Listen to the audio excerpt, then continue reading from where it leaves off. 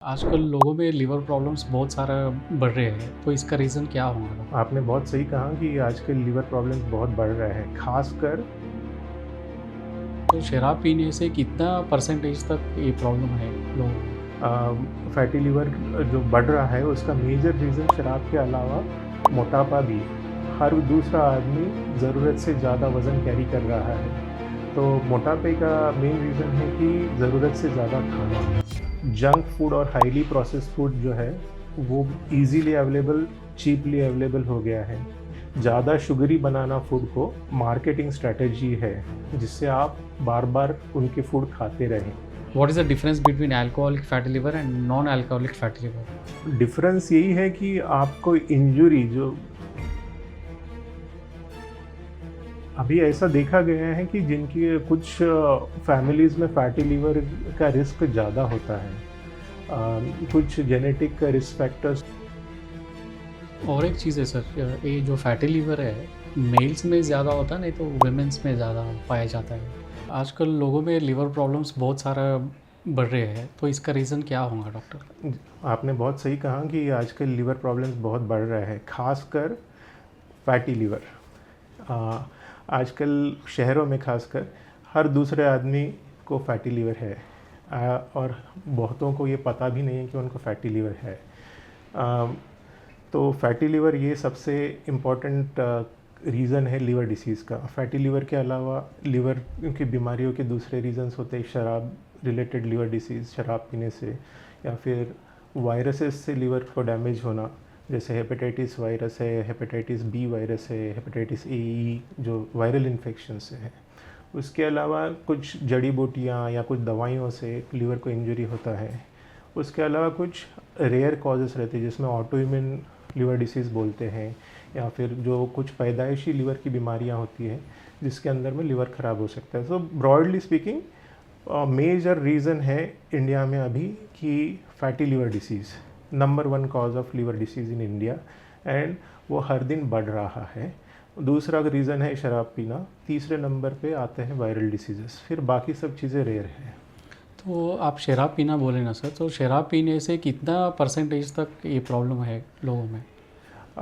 अभी क्या है कि जो फैटी लिवर्स में जैसा बोल रहा हूँ कि ऑलमोस्ट अर्बन एरियाज़ में फैटी लिवर जो बढ़ रहा है उसका मेजर रीज़न शराब के अलावा मोटापा भी। हर दूसरा आदमी ज़रूरत से ज़्यादा वज़न कैरी कर रहा है।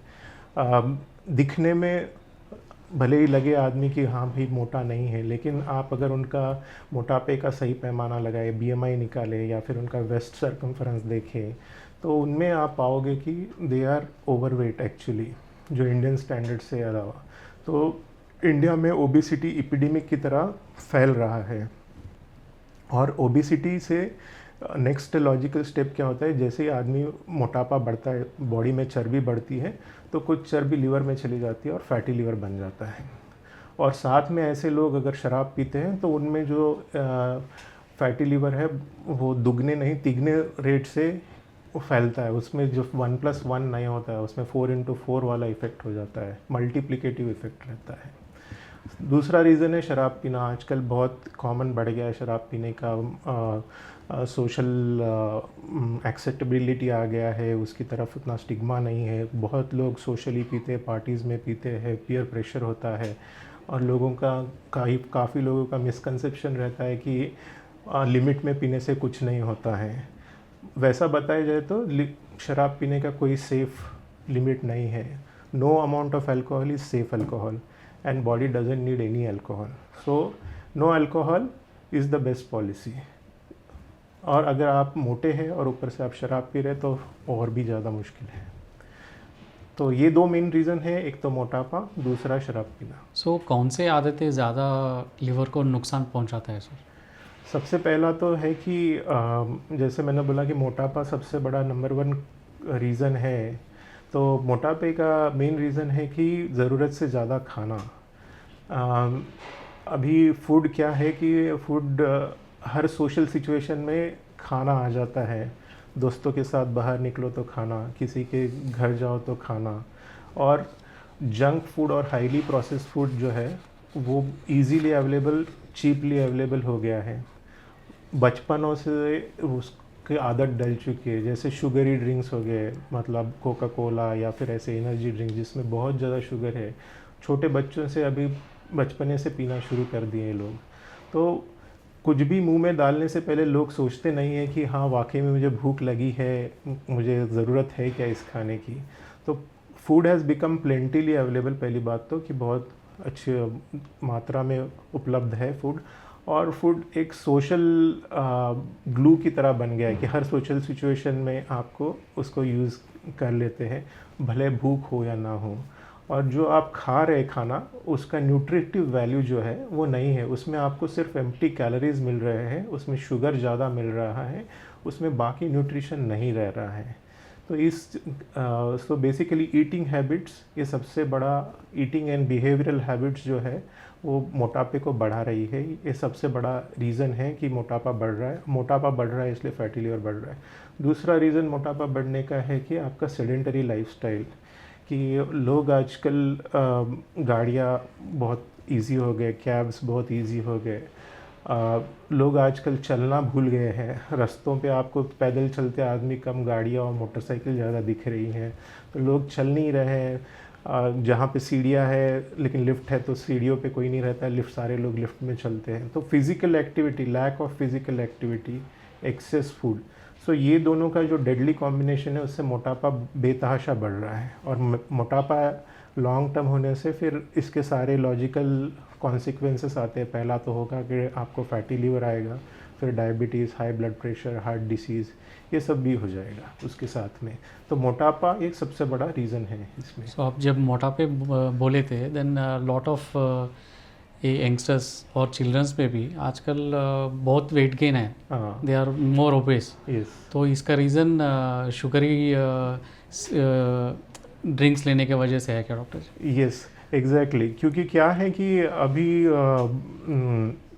हमारे इंडिया में जो फूड स्टैंडर्ड्स और सेफ्टी स्टैंडर्ड्स जो भी है उसमें दे आर नॉट स्ट्रिंजेंट।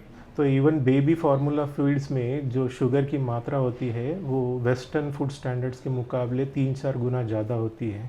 और शुगर ये एक आदत बनाने वाला है। आप हमेशा जब भी कुछ मीठा खाते हैं उससे आपको एक किक मिलती है और हमेशा आपको वो, और उससे शुगर स्पाइक जब बढ़ता है तो आपकी बॉडी को उसका मज़ा आता है और वो शुगर जल्दी डाउन भी हो जाती है, फिर आपको दोबारा भूख लगती है। तो ये ज़्यादा शुगरी बनाना फूड को ये एक मार्केटिंग स्ट्रैटेजी है जिससे आप बार बार उनके फूड खाते रहें। तो ये जो फूड प्रोडक्ट्स जो है हाईली प्रोसेस्ड फूड, जो शुगरी प्रोडक्ट्स है, जो भी बाहर से पैकेज बना हुआ आ रहा है उसमें बहुत ज़्यादा शुगर है। तो सबसे पहला इम्पॉर्टेंट चीज़ जो है कि आप बच्चों को जो भी खिला रहे हैं तो उसका लेबल, न्यूट्रिशन लेबल पढ़ना शुरू कर दें कि उसमें एडेड शुगर्स है या नहीं है। अगर उसमें एडेड शुगर्स है तो ऐसी चीज़ें बच्चों को देने के लिए बिल्कुल भी अच्छा नहीं है, क्योंकि एक बार बचपनों में आदत लग गई तो इसका जो डैमेज है उनके पूरे लाइफ टाइम तक चलते रहता है। Thanks for your valuable information sir, it will be very useful for many of the parents, because आजकल जो है एक्सेस बहुत है ये जंक फूड का और कूल ड्रिंक्स का, ये बहुत पी रहे बच्चे। So your advice will be very valuable for them. Alcoholic fatty liver बोलिए, then what is the difference between alcoholic fatty liver and non alcoholic fatty liver? Difference यही है कि आपको इंजरी, जो फैट कब लिवर में ज़्यादा हो जाता है कि जो आपका आइदर एक्सेस फैट से जो बॉडी पे मेटाबॉलिक स्ट्रेस आता है उससे जो लिवर इंजरी होती है उससे फैट में डिपॉजिशन होता है लिवर में। सिमिलरली एक्सेस अल्कोहल से भी लिवर इंजरी होती है। अल्टीमेटली दोनों मिलके फैटी लिवर ही बनाते हैं, लेकिन जो मैकेनिज्म ऑफ एक्शन है, किस चीज़ से इंजरी हो रही है, जो non alcoholic fatty liver disease उसमें फैट इटसेल्फ कॉजेज प्रॉब्लम।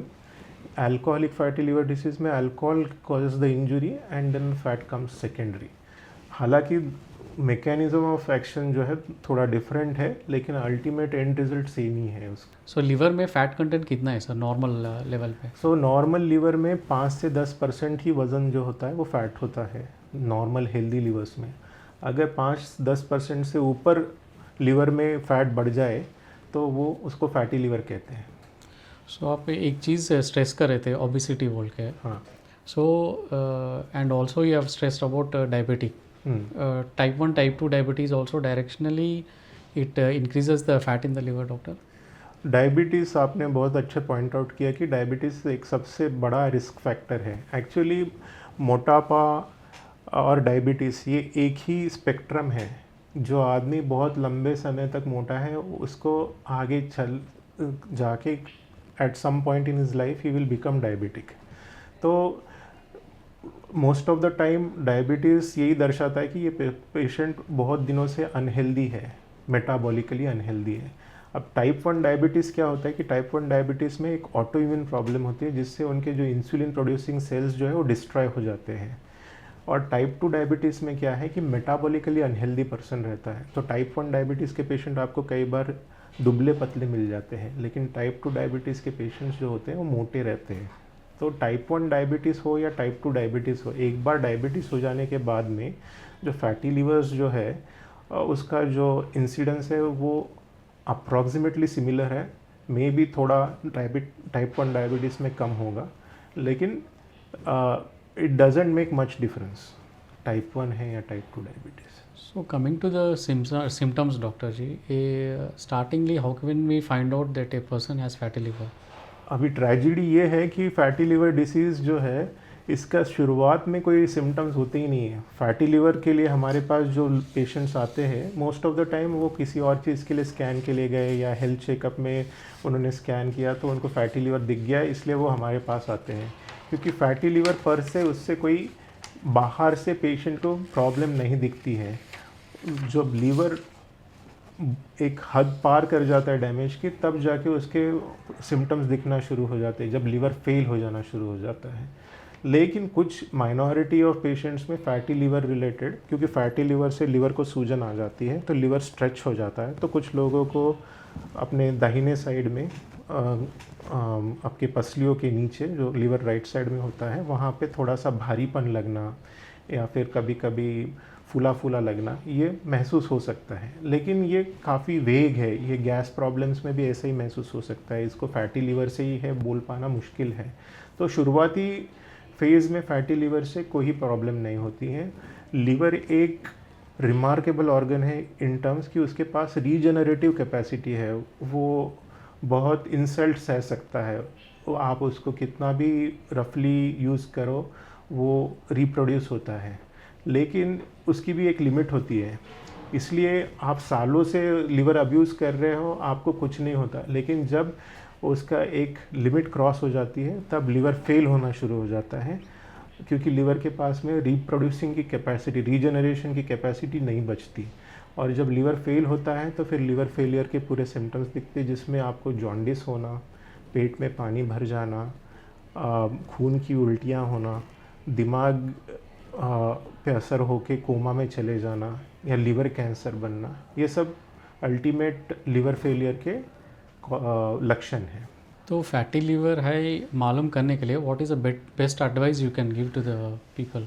सो मैं ये कहना चाहूँगा सबसे पहले आप अपना वेट चेक करिए, और सिंपल कैलकुलेशन है इंडियंस के लिए कि आपके पास हर किसी के घर में मोस्टली मेजरिंग टेप रहता है। तो आप अपने नाभि के लिए बोम्बी के लेवल के ऊपर में एक सुबह मॉर्निंग में पेट खाली होने के बाद में खड़े रह के मेज़र करिए टेप। सो 90 सेंटीमीटर 90 सेंटीमीटर के नीचे मेल्स के लिए और 80 सेंटीमीटर्स के नीचे फीमेल्स के लिए ये स्टैंडर्ड है। अगर ये इससे ज़्यादा है तो इसका मतलब है कि आपके पेट में ज़्यादा चर्बी है।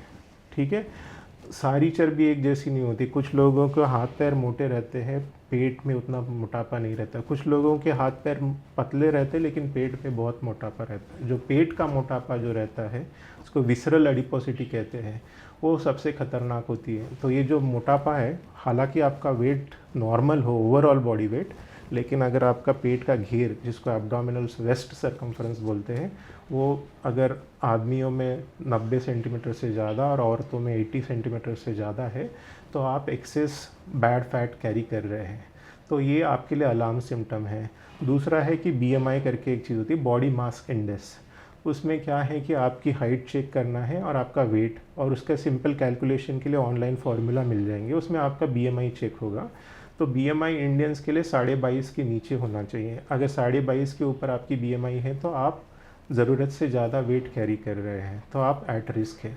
अगर आप एट रिस्क है तो आपने एक बार में अल्ट्रासाउंड करके देखना है। अल्ट्रासाउंड एब्डोमेन जो स्कैन होता है लीवर का, उसमें फिर देख सकते हैं कि फैटी लीवर डेवलप हुआ है या नहीं है। अगर फैटी लीवर दिख जाता है तो फिर आगे there are 2 simple blood test, one is called CBP complete blood picture and second is called liver function test.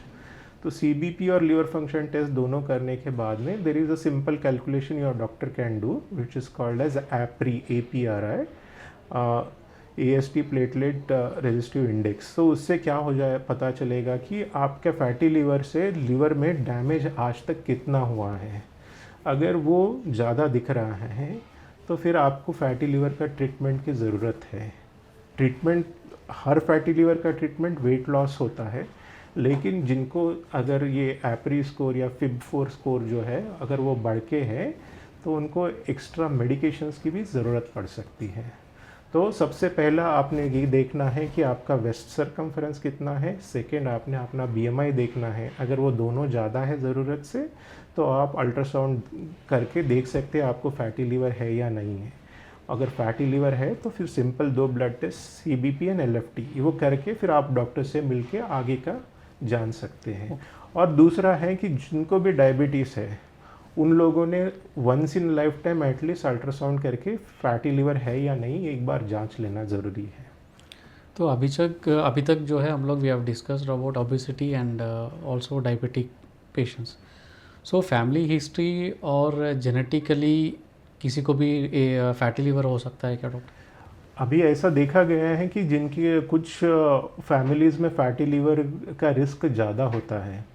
कुछ जेनेटिक रिस्क फैक्टर्स ऐसे हैं जैसे PNPLA जीन म्यूटेशन वगैरह। ऐसा स्टडीज़ में पाया गया है कि कुछ फैमिलीज़ में genetically they are more predispose to fatty liver related severe liver injury.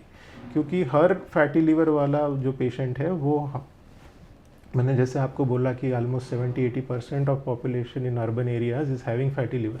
हर कोई आदमी को लीवर डैमेज होके, लीवर फेल होके उससे वो मरने वाला तो नहीं है। अभी ये सारे फैटी लीवर में कौन प्रोग्रेस होगा ये बता नहीं सकते।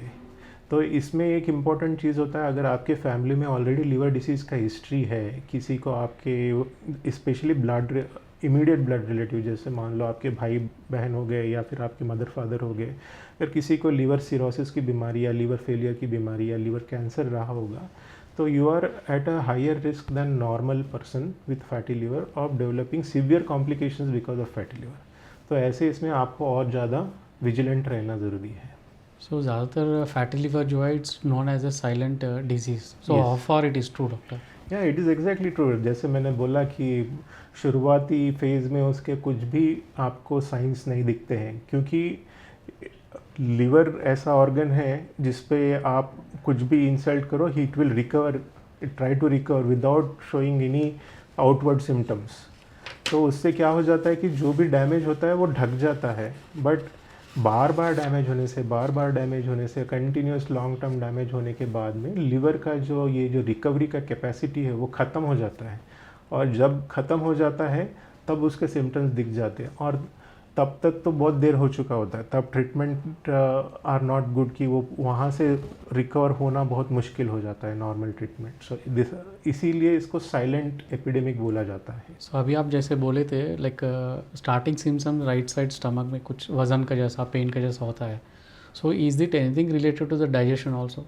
वही ये फैटी लीवर का सिम्टम्स यूजुअली नहीं रहते। Most of the patients, more than 90-95% of patients को कोई फैटी लीवर का सिम्टम नहीं होता। वो किसी और चीज़ के लिए स्कैन को जाते हैं, उनको फैटी लीवर डायग्नोस हो जाता है। ये सबसे कॉमन मेथड है डिटेक्शन का। लेकिन कुछ लोगों को थोड़ा सा यहाँ भारीपन लगना, ये क्यों होता है कि फैट बहुत बढ़ के लीवर स्ट्रेच हो जाता है, तो कुछ लोगों को ऐसा भारीपन लग सकता है। लेकिन ये कोई स्पेसिफिक सिम्टम नहीं है कि ये भारीपन हमेशा फैटी लीवर से ही होगा करके नहीं बोल सकते, क्योंकि ये गैसेस के प्रॉब्लम में भी या अल्सर प्रॉब्लम में भी ऐसा महसूस हो सकता है। अगर किसी को लिवर का प्रॉब्लम है वैसे सोच रहे तो डॉक्टर को कब कंसल्ट करना हो? अगर आपको जैसे मैंने बताया कि आपको मोटापा है, आपको डायबिटीज़ है, या फिर आपको family history of liver disease है, या फिर कभी आपको जॉन्डिस रहा हुआ है, तो आपने एक बार गैस्ट्रोएंटरोलॉजिस्ट से इस बारे में जाके एडवाइस लेना is not a bad thing. So fatty liver को इनिशियल स्टेजेस में डिटेक्ट करने के लिए कौन से टेस्ट लेना पड़ता था? अल्ट्रासाउंड एब्डोमेन सबसे बेसिक टेस्ट है, उसमें पता चल जाता है कि ग्रॉसली फैटी लिवर है या नहीं है। अल्ट्रासाउंड एब्डोमेन में फैटी लिवर पता चलने के बाद में नेक्स्ट स्टेप ने जैसे बताया ब्लड टेस्ट रहते हैं दो, एक का होता है लिवर फंक्शन टेस्ट और सीबीपी।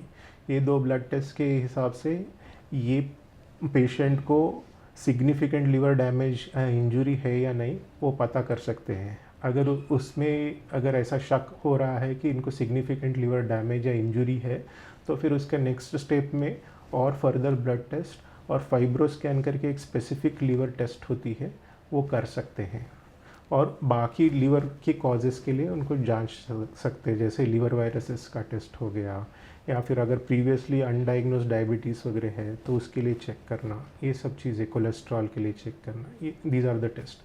तो अगर फैटी लिवर सस्पेक्टेड है तो सबसे पहले अल्ट्रासाउंड एब्डोमेन, अल्ट्रासाउंड एब्डोमेन में फैटी लिवर दिख गया तो सेकेंड स्टेप में आपको सीबीपी और एलएफटी, सीबीपी एलएफटी के रिजल्ट्स के हिसाब से फिर आगे का तय होगा।